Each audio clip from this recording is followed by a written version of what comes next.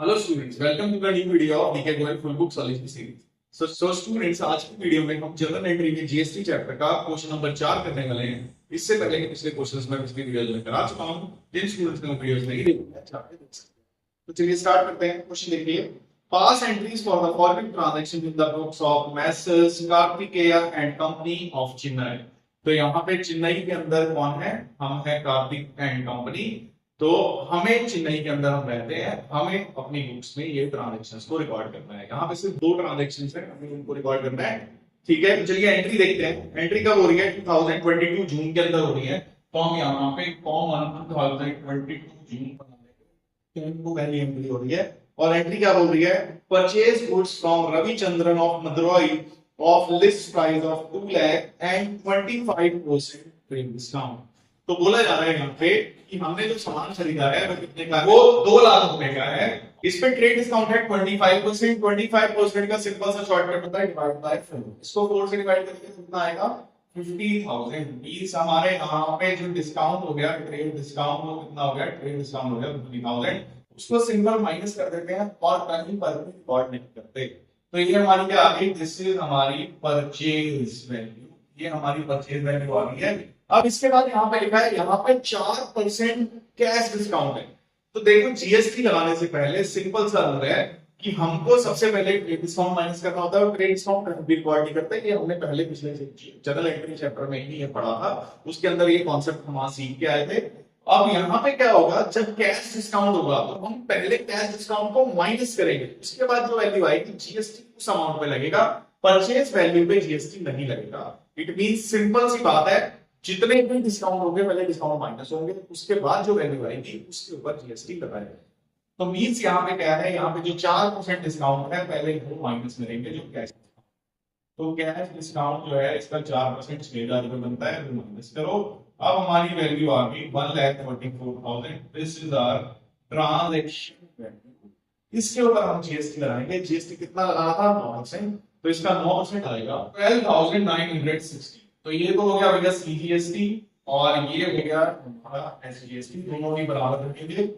मैंने आपको एक बात पिछली वीडियोस में भी बताई है, जब तक स्टेट चेंज नहीं होगी तब तक दो टैक्सेस लगेंगे, जिसका नाम होगा सीजीएसटी एसजीएसटी। अगर स्टेट चेंज हो जाती है तो हमारा जो टैक्स लगेगा वो होगा आईजीएसटी। यहाँ पे चेन्नई और मदुरई दोनों ही तमिलनाडु की स्टेट्स है, तो इट मींस दोनों ही ट्रांजैक्शन किसमें हो रही है? तमिलनाडु की स्टेट में हो रही है। तो सेम स्टेट में हो रही है, इसलिए दोनों टैक्स लगेंगे। चलिए अब इसकी बना लेंगे। तो देखो, परचेज हमेशा डेबिट साइड में आती है, तो इट मींस एंट्री के अंदर सबसे पहले आएगा परचेज। तो परचेज अकाउंट डेबिट। और मैंने पिछली वीडियोस में भी आपको बताया था कि जीएसटी जो होता है, जिस साइड पे सामान होता है उस साइड पे जीएसटी लगता है। और इनपुट का नेचर हमेशा डेबिट होता है। इनपुट डेबिट में आता है, रिवर्सल के टाइम से इनको क्रेडिट में आएगा, वरना इनपुट हमेशा डेबिट। तो इट मींस इनपुट इसके साथ आएगा। चाहे आप दोनों चीजों में से किसी से भी याद रख सकते हैं, या तो सामान वाली साइड लगाओ, सर्विस वाली साइड लगाओ, या फिर आपको ध्यान ही रखना चाहिए कि इनपुट हमेशा डेबिट में आता है और आउटपुट हमेशा क्रेडिट में। तो यहां लगेगा इनपुट सीजीएसटी अकाउंट डेबिट और इनपुट एसजीएसटी अकाउंट डेबिट। 2 इसके बदले में क्या दे दिया? हमने दे दिया है पैसे। तो 2 आएगा अकाउंट। परचेज कितने रुपए की थी? यहाँ पे देखो, परचेज की वैल्यू ये लिखी है 1,50,000। परचेज में आएगा 1,50,000। ठीक है, उसके बाद यहाँ पे डिस्काउंट भी है। तो डिस्काउंट का सिंपल रूल होता है, मैंने पहले बताया है, डिस्काउंट हमेशा कैश वाली साइड रहेगा। जहां पे कैश होगा डिस्काउंट हमेशा उसके साथ रहेगा। ट्रेड डिस्काउंट को हमें रिकॉर्ड नहीं करना, कैश डिस्काउंट को रिकॉर्ड करना है। तो सिर्फ उसी को लिखेंगे 2। इट मींस बैंक यहाँ पे 2 में है, तो न्यू डिस्काउंट रिसीव्ड अकाउंट।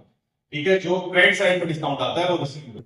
तो अमाउंट भर दो। जीएसटी कितना है? 12,960।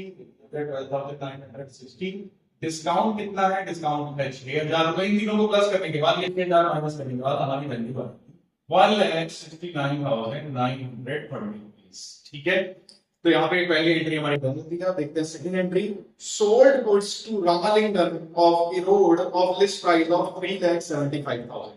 तो यहाँ पे हमने क्या किया है? 3,75,000 का सामान बेचा है। ठीक है, किसको? इरोड भी हमारा तमिलनाडु के अंदर आता है, मींस ये ट्रांजैक्शन भी तमिलनाडु के अंदर हो रही है, तो यहाँ पे भी सीजीएसटी एसजीएसटी लगेगा।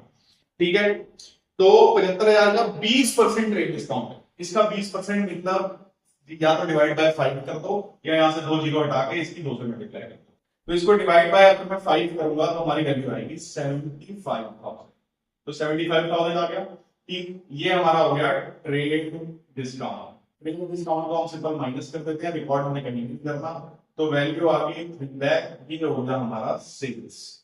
अब उसके बाद यहाँ पे कैश डिस्काउंट लगाने को कह रहा है कितना, 2% cash discount on sale price. फिर बोल रहा है जीएसटी लगाओ, कितना कितना लगाना है, 9%। और सारे के सारे पैसे हमको यहाँ पे मिल गए थ्रू चेक। चेक के थ्रू हमें पैसा मिल गया। तो मैंने अभी पिछली ही ट्रांजेक्शन में आपको बताया है कि जीएसटी सारे डिस्काउंट काटने के बाद मिलता है। तो एक डिस्काउंट को काट दिया, दूसरा भी काटना है। दूसरा कौन सा है, यहाँ पे कैश डिस्काउंट कितना है, 2%। 3 लाख का 2%, तो सिंपल 2 जीरो हटा के 3 2 6। इट मींस कितनी बनेगी वैल्यू, 6,000 रुपीज आ गया। ये हो गया कैश डिस्काउंट। इसको भी हम माइनस करेंगे तो हमारी वैल्यू बनी 2,94,000।